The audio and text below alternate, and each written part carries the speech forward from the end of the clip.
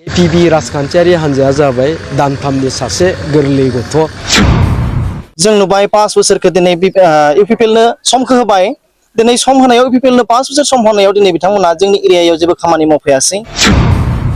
Good इभिनिं एभरिवान। नोंथांमोना नैबे सिगांनि भिडिअ इन्ट्र'खौ निश्चय नुनानै बुजि मोनखादों आरो किसुमाना गोबाङानो नुखाबाय बा किसुमाना नुवाखै जानांगौ। थ' जाय हक नोंथांमोना थेवब्लाबो आंनि चेनेलनि गेजेरजों जोबजासिम नायना लागोन होननानै आं मिजिंथियो आरो सोरबाफोर चेनेलाव गोदानै फैदोंब्ला अननानै प्लिज चेनेलखौ साबस्क्राइब खालामना हो आरो लोगोसे खाथियाव थानाय बेलनि आइकनखौबो थुनानै नोंथांमोना नटिफिकेसनखौ अल खालामना लाबानो जाबाय जाहाथे सोरांब्लानो बा अखा नायब्लानो जों बेफोरबायदि मोजां गाज्रि शेयार खालामलायबाय थानो हायो। आरो बे समाव आं नोंथांमोनखौ आसा खालामदों माने नोंथांमोना इसोरनि अननायाव जोबोर मोजां दं आरो आंबो नोंथांमोननि उनाव बा इसोरनि उनाव जोबोर मोजां दं आरो बे साननैसो आङो भिडिअ लाबोनो हायाखैमोन। दा बिनि जाहोना मा नोंथांमोना निश्चय बुजिनानै मोनखाजोब्बाय नङा होमबा आङो फिसानि माखासे टेनसनाव बा प्रब्लेमनि जाहोनाव आङो भिडिअ लाबोनो हायाखैमोन। दिनैनिफ्राय आङो स्टार्ट खालामफिनसै नोंथांमोना जाहाथे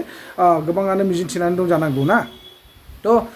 जाय हक बेनो आरोना भिडिअनि गुबै थांखिया जाहैबाय नोंथांमोना सिगाङाव मोननै भिडिअ एन्ट्रि नुदों। मोनसेया जाहैबाय सासे एबसुनि बा एबसुआव थानानै खामानि मावबोनाय सासे सोद्रोमाया बा मावथि सुबुङा UPPL नि जानानै गोबां खामानि मावबाय थायोमोन। नाथाय बे बिथाङा दिनैनि दिनाव UPPL हान्जाखौ बा UPPL दोलोखौ नागारनानै बिथाङा BPF दोलोआव जयनिं जादों आरो जायनि जाहोनाव बिथाङा फोरमायना होदों जे UPPL नि सासे MLA थानानैबो बा EMGM थानानैबो बिथांमोननि जायगाखौ ओनसोलखौ नायफिनाखै बा नायसनाखै। बिनि खारनावनो दिनै बिथाङा UPPL हान्जाखौ नागारनानै BPF दोलोआव जयनिं जादों होननानै खुद गावनि खुगाजों फोरमायदों आरो गोबांथार खोथा फोरमायदों। नोंथांमोना फुल भिडिअखौ नायना लायोबा निश्चय बुजिनांगोन। बेजों लोगोसे जोंहा फिल्म इन्डास्ट्रिनि सासे मुंदांखा जायखौ बुङो जोङो फैला जे बरगयारी गोबां बिथाङा कमेडि खालामनानै मानसिफोरनि गोसोखौ बा एन्टारटेनमेन्ट खालामनायनि गेजेरजों गोबांथार मिनिहोयो इन्टारेस्ट खालामहोयो फुरथि खालामहोयो। बे बिथाङाबोथ' पलिटिक्सआव बाहागो लाबाय नङा होमबा बैबो समनिफ्रायनो। नाथाय दिनै दिनाव बिथाङा फैनानै जिथुनाखि बर'निनो गोदान पलिटिक्स हान्जा दादों जायखौ बुङो जों APB नङा होमबा अल्टारनेटिभ पार्टि अफ बड'लेण्ड। जायनि जाहोनाव दिनै रन्जन दैमारि बा डियार नाब्ला सारखौ लानानै बिनि सिस्टार बा बिनानाव अनजलि दैमारिया बे APB हान्जाखौ गायसनदों। बेजों लोगोसे साफ्रोमबो NDFB नि बिर जोहोलाव बिथांमोनहा बा साफ्रोमबो एक्स NDFB नि बिथांमोना ज'है बा खौसे जानानै दिनै APB हान्जाखौ दाफुंबाय। दाफुंनायनि गेजेरजों जोंहा APB हान्जाया बेखौनो टारगेट बा सिमां लानानै दङ जे जिथुनाखि हाथियार लानानै सोमावसारनाय जाय बिथाङा NDFB खौ गायसनगिरिमोन जायखौ बुङो जों फाउन्डार रन्जन दैमारि सार बिथांमोनजों लोगोसे माखासे गोबांथार सुबुंफ्रानो जोबथेसालियाव जोबजानानै दं। बै बिथांमोनखौ माब्रैबा जोबथेसालिनिफ्राय उदां खालामनो हागोन माब्रैबा रेहाय खालामनो हागोन नै बिनि थाखाय सिन्था सरसा खालामनानै बे APB हान्जाखौ दाफुंदों आरो लोगोसे बिथांमोननि जानानै बर' रायजो राजानि सुबुंफोरखौ बा बर' रायजो राजानि आइ आफा बिदा फंबायनि मेगननि मोदैखौ माबोरैहाय फोजोबस्रांनो हागोन बा सुफुंनो हागोन नैबेखौ सिन्था सरसा खालामनानै बिथांमोना APB हान्जाखौ दाफुंदोंमोन। दिनैनि दिनाव फैनानै फैला जे बरगयारी बिथाङा नाथाय आंनि मोनदांनायाव बा आंनि नुहुरनायाव फैला जे बरगयारिया बिथांमोननि APB हान्जाखौ दान्दा गोलावजों होनानै बा दुरुं गोलावजों बोखेनानै बिथाङा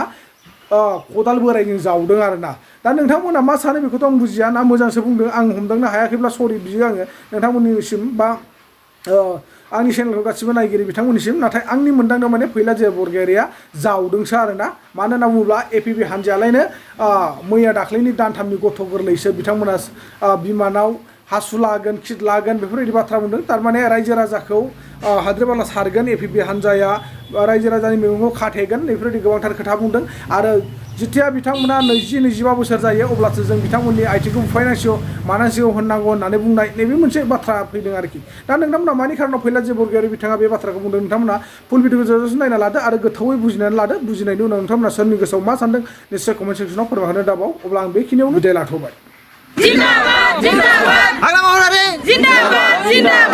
बेनि खोथाया दिनै आं BPF आव हायनायनि खोथाया दिनै आंथ' जेनेबा UPPL आव दङमोन गोदोनि समाव। दिनैनिल' बाथ्रा नङा बियो आं UPPL आव थानाया जेनेबा हमना ला आं जेब्ला एबसुनि इउनिट एबसु जेनेबा जोंनि बे रौता फरेस्टआव इउनिट एबसु जागायजेनदोंमोन फसंजेनदोंमोन बै समावनो आङो बेयाव दङमोन। अब्ला आं इउनिट एबसुआव मथा मथि आं 6 बोसोर बिदि खामानि मावबाय। बिनि उनाव आं बेबायदि इउनिट एबसुआव थानानै उनाव पार्टियाव आगान होबाय। जिहेतु बै समाव स्टुडेन्ट इउनियनानो दिनै पार्टियाव आगान होनाय हिसाबै जोंबो आगान होफैबाय। मानो होनब्ला जोंनि बे एरियानि समस्या बे एरियानि गासै जानाय जेंनाफोर बेफोरखौ सुस्रांनो थाखाय दिनै जोङो पार्टियाव ओंखारनो गोनां जाबाय। आरो बै समाव जोङो BPF पार्टि दङमोन। बै समाव स्टुडेन्ट इउनियननि थ्रुयैदि जिफोर बाथ्रा ओंखारबाय जि BPF आ मोजां खामानि मावाखै बेनि थाखाय परिबर्तन नांगौ नालाय गोदान सरकार दानांगौ बिदि बाथ्रा फैनायावहा जों बयबो स्टुडेन्ट इउनियन आरो जोंनि फरायसा आफाद आरो लोगोसे बे जोंनि एरिया रौता फरेस्टनि गासै एरियानि मानसिफ्रा बै समावहा जेब्ला स्टुडेन्ट इउनियना जि बाथ्रा बुङो बेयावनो गासैबो गनायोमोन बेबायदिनो जोंहा मोनसे थांखि दङमोन जे पार्टिनि गेजेराव हाबनानै जोङो खामानि मावनानै पार्टिजों खामानि मावनानै एरियाखौ डेभेलप खालामनो हागोन माबा मोनसे खामानि मावनो हागोन जोंहा मोनसे सिमां दङमोन आरो जेब्ला जोङो बै समाव PCDR होनना बुङोमोन ना जेब्ला बे PCDRनिफ्रायनो जोङो गोबां खस्थ' खालामबोदों दिनैसिम खस्थ' खालामबोदोंमोन खोथाया जाहैबाय जोंनो मा नांगौ जोंनि समस्या जोंनि अभाब अभियोग बेखौ सुफुंनो थाखाय जोङो बेबायदि खामानियाव आरो बेबायदि एकदम गोरायैनो जोङो बाहागो लादोंमोन बै समाव जोङो पार्टिबो दावराव दावसि गावदों गावनो जों दावराव दावसि खालामबोदोंमोन नाथाय बे समनि जि दावराव दावसि खालामनायनि जि फिथाइ जों बेखौ मोनासै आरो बै समावथ' बुंदोंमोन जोंहा मा होनना बुंदों बिना गयारि बै समाव जोंनि बे एरियायाव फैदोंमोन निजोरा सेन्टार जि स्कुल बे स्कुलावनो फैदोंमोन बिथाङा जोंहा प्रमद बर' सरकारा माबा मोनसे खामानिखौ नोंसोरनि एरियायाव लामा सामानि स्कुलनि समस्या लामानि समस्या गोबां समस्या दिनै बे समस्याफोरखौ मावनानै होआब्ला आंखौ बुं बेबायदि बाथ्रा बुंदोंमोन माने परिबर्तन लाबोनो होननानै बिथांमोना जि मोन्थिदों आवगायदोंमोन परिबर्तना जायाखै नोंथांमोननि एरियायाव जायाखै दिनै जिखिनि लामा जादों बेबो जोंहा MLA सार सरन बर'नि दैदेननायाव आरो बिथांनि अननायावनो दिनै जिखिनि लामा ससे जाबोबाय जोबोद बाख्नायजाथाव सारखौ मानो होनोब्ला दिनै सरकार गैयाब्लाबो बिथाङा बेबायदि खामानिखौ मावबाय दिनैलागै बेबायदि गोबां आश्रयखौ होबाय होननानै बुंनांगोन आरो दा आरो जोंनि गेजेराव जोंहा गोबां खामानि मावबावनो दोङो दिनै जों नुबाय 5 बोसोरखौ दिनै UPPL नो समखौ होबाय दिनै सम होनायाव UPPL नो 5 बोसोर सम होनायाव दिनै बिथांमोना जोंनि एरियायाव जेबो खामानि मावफैयासै मोनसे समाव आङो जेब्ला हमना ला बोसोरसेसो जाबाय नामा जोंहा डेपुटि चिफ बिथाङा जोंनि बे एरियायाव फैदोंमोन होननानैसो खोनादों खिन्थु आं बे समाव बेयाव दोङो आं निजेरावनो दोङो बिथांखौ फैदों होननाय खोनानायखाय आं फैदोंमोन जोंहा ब्लकनि प्रेसिडेन्ट सुबिन बिथाङाबो फैदोंमोन बे समाव नुबाय जिहेतु जोंनि बे रौता फरेस्ट एरियायाव UPPL निबो पार्टिनि मानसि दङ होननानै मिथिखायोब्ला आरो दिनै मिथिखायो आरो बेनि गेजेरजोंसो दिनै सरकारखौ दादों नोंनि आंनि थाखायनि गेजेरजोंनो दादोंब्ला दिनै बे एरियानि समस्या बिनि हाल साल बेखौ सोंनो थाखाय जोंनि गेजेराव सोंनो थाखाय जेबो समखौनो होनो हाया बिथाङा ओरैबायदि मोनसे रौता नेसनेल पार्क होनजागोन आरो जेनेबा जोंनिया रौता फरेस्ट नेसनेल पार्क बिथांनि थाखाय बेबायदि जायगायाव बेरायनो फैनाय बायदि बिथाङा बेबायदिसो फैबाय आरो जोंनि महरा माबायदि जोंनि एरियायाव समस्या माबायदि जोंनो मा नांगौ अभाब अभियोग मा नांगौ बेफोरनि सोमोन्दै जेबो सोङासै आरो गारिनिफ्रायनो ओंखारा फन खालामहरनानै आंखौ बुंहरबाय नोंसोरनिथिं थांदोंमोन नायनो थांदोंमोन नायबाय मा नायखो होनना बुंहरबाय आं खिन्थु जोंजोंथ' फंसेबो रायज्लायनो बेबायदि समखौ होनो हायासै होननानै आं बिसोरखौ बुंहरदों जोंहा ब्लकनि प्रेसिडेन्ट बिथांखौ आं बुंहरदों आं दिनै बेनो खोथाया जाहैबाय जे BPF आव फैनायनि खोथाया दिनै जि नुबाय जोंनि समस्या बे समस्याया दाबो जोबाखै जोंहा जोंनो नांगौ दिनै जोंनि बे एरियायाव ME स्कुलनि गोनांथि दङ आरो लोगोसे जोंहा JJMनि जि दैनि गोनांथि दङ जोंहा जि फिसा फिसा बरिं जावदों दिनै बे फिसा फिसा बरिंजोंथ' जोङो रायजो खुंनो हाया आरो रायजो राजाया बेजों सन्तुष्ट जाया मानो होनब्ला हमना ला माबा मोनसे समस्या जागोन अखा बांखा हानानै माबा मोनसे सारअन्थाइ गावनानै बे मेसेना हामा जालांगोन खोब थांगोन बियो 1.5 बोसोर 2 बोसोर बारानि बारा बिनि उनाव बे समस्या जोबलांबाय आरो बे बरिंआ जालाबो बियो दा बेनिखायनो बेफोरबायदिखौ जोङो लुबैयाखै जोङो BTC सरकारनिफ्राय बे फैबाय थानाय जि सरकार बे BPF सरकार दानायनि उनाव जे जोंनि समस्याखौ जोङो सुफुंनो हागोन आं मिजिंथिदों आसा खालामदों आरो लोगोसे जोंहा PCDC दानखावनायनि खोथा दङ आरो दिनै मोनसे बाथ्रा जोंहा जोंनि बे एरियायाव जोंहा गिदिर मोनसे समस्या दङ जोङो माजबादहालागै थांनांगौबा जोंहा गोबां समस्या दङ दिनै बेमार आजार जागोन माबा मोनसे समस्या जागोन सोरनिबा न'खराव माबा मोनसे समस्या जागोन डाक्टर होसोब्रबनो हाया सोरबा गोनां गैयैबो थायो न'खरनि गेजेराव गोबां इक'नमिकनि खोथा थायो दिनै बेबायदि लानानै जोंनो थाखाय बेयावनो बेबायदि मेडिकेल साब सेन्टार बेबायदिखौ जोंनो नांगौ जानानै दङ दिनै बेफोरखौ जोङो जोंनि अभाब अभियोगखौ दिनै जि मा होनगोन EM सार चिफ सार बेफोरबायदि व्यक्तिफ्रा दिनै लिडारफ्रा जोंनि गेजेराव नायफैया जोंनि समस्याया मा बेखौ बुंसनफैया मिन्थिफैया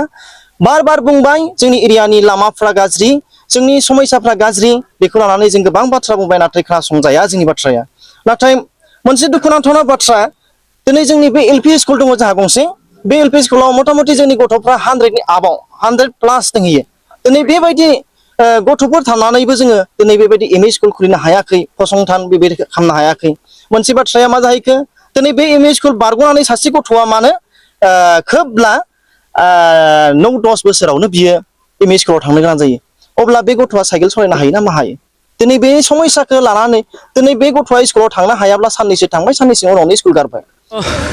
गिबियावनो अनजालि दैमारि मेडामनिसिम आङो कंग्रेचुलेसन बावहरगोन बिथांमोननो बेस्ट अफ लाक आं हरगोन आरो APB राजखान्थियारि हान्जाखौ आंनिफ्राय मस्ट वेलकाम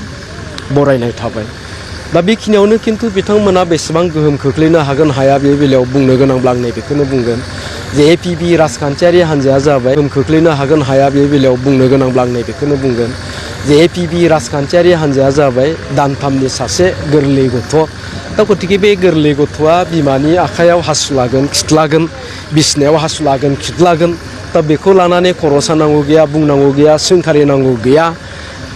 जेलानोखि बिथांमोनाबो 20 बोसोर 25 बोसोरनि लाइमोन सेंग्रा जागोन गोहो बोलो गोरा जागोन अब्लासो जोङो बुंगोन जे बिसोरनि आथिंखौ बुफायनांसिगोन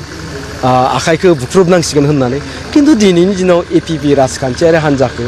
माबा मोनसे बुंनांगौ दं होननानै आं सानाखै आरो माबा मोनसे जे गोहोम गोलैगोन बेबायदिबो होननानै सानाखै गतिके आङो आंनिफ्राय जेबो बुंनांगौ खोथा गैया आं खालि बेखौल' बुंगोन